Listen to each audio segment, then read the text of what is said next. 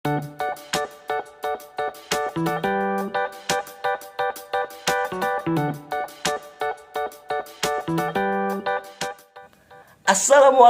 warahmatullahi wabarakatuh. Halo teman-teman semuanya, kembali lagi nih di channel kesayangan kita, channel Muhammad atau Rahman Akil. Nah, tapi hari ini saya sedih loh teman-teman. Kenapa? Karena hari ini adalah pertemuan terakhir kita nih di kelas manajemen pendidikan. Karena hari ini kita masuk ke bab terakhir, yaitu bab ke-14 tentang Total Quality Management.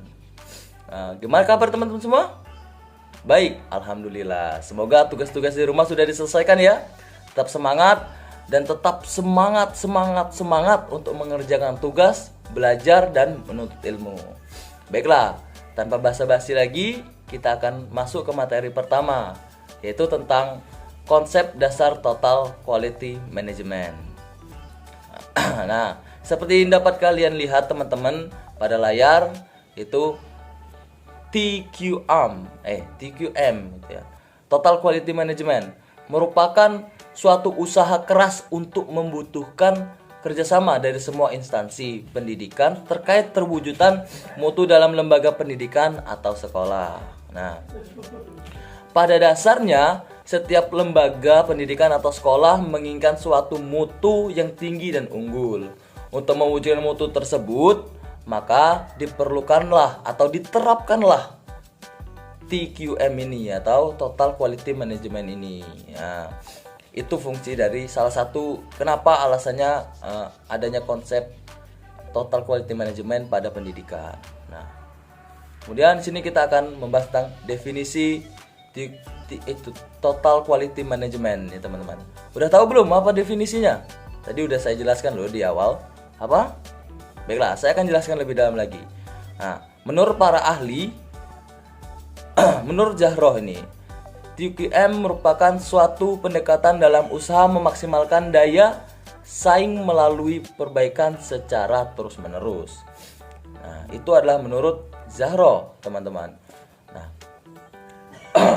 adapun menurut Haberer dan Webb, dia mengatakan bahwa TQM adalah sebagai proses yang mencakup semua yang melibatkan setiap orang dalam organisasi dalam mengidentifikasi dan meningkatkan setiap aspek layanan dan setiap produk.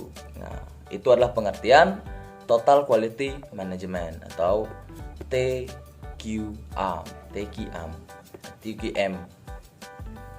Kemudian ini kita lanjut ke materi selanjutnya, yaitu pemikir-pemikir Total Quality Management. Nah, sini ada pemikir-pemikirnya teman-teman ya.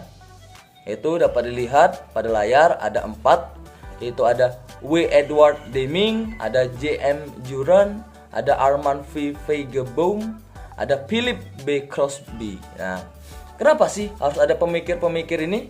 Nah, alasannya ada.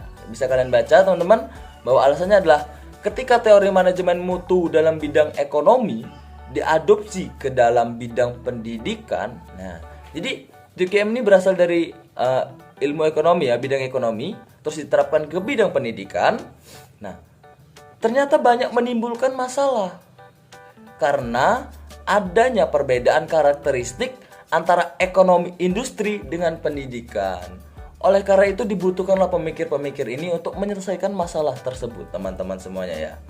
Nah, selanjutnya, materi selanjutnya tentang implementasi Total Quality Management di lembaga pendidikan. Nah, bisa dilihat ada faktor-faktor yang mempengaruhi implementasi kurikulum dan TQM. Yang pertama ada leadership, ada budaya kerja, kemudian ada aturan organisasi, sistem reward, ada rekrutmen dan pelatihan. Itu adalah faktor-faktor yang mempengaruhi implementasi kurikulum dan TQM. Kemudian kita lanjut nih ke materi selanjutnya, itu pilar quality management. Pilar Total Quality Management. Maaf ya teman-teman, agak berbelibet. Nah, di sini ada 5. Seperti saya sebutkan tadi, hampir sama. Ada organisasi di sana, ada komitmen, ada pemimpin, ada proses, ada produk. Nah, ini ada 5 pilar utama teman-teman semuanya. Tanpa adanya pilar ini, maka total quality management itu sulit untuk dilakukan, bahkan nggak mungkin untuk dilakukan ya. Nah, kita harus butuh organisasi sana, dan organisasi harus ada seorang pemimpin. Terus organisasi agar tetap utuh kita membutuhkan komitmen ya. Setelah itu kita membutuhkan proses ya untuk menciptakan suatu produk ya, gitu teman-teman semuanya. Pendapat ini disampaikan oleh Craig and Crutchfield. Nah, agak sulit namanya ya teman-teman ya, tapi kurang lebih ya seperti itulah. Nah, pertanyaannya adalah hambatan. Hambatan implementasi total quality management di lembaga pendidikan. Kita sudah tahu tadi, sudah dijelaskan bahwa ada masalah-masalah nih.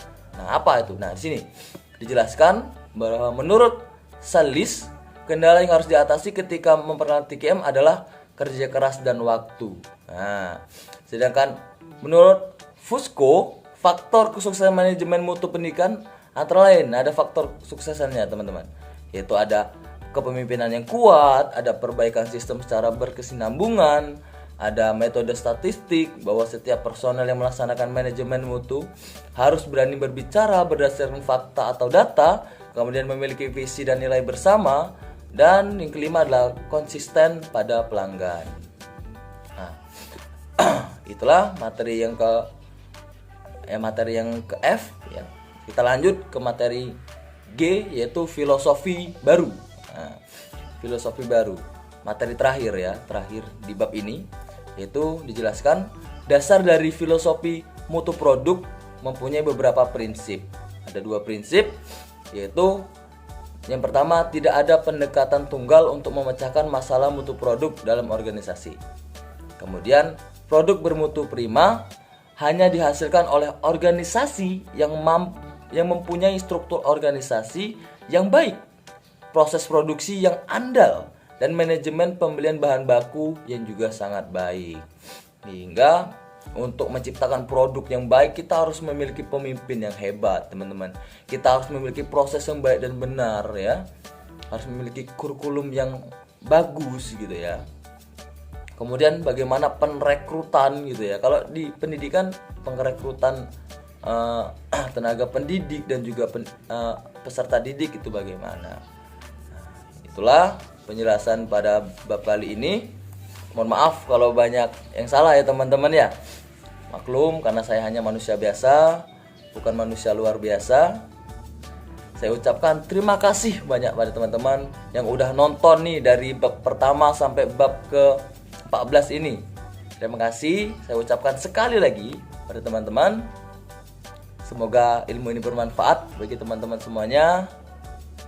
Sekali lagi terima kasih. Wassalamualaikum warahmatullahi wabarakatuh. Dadah.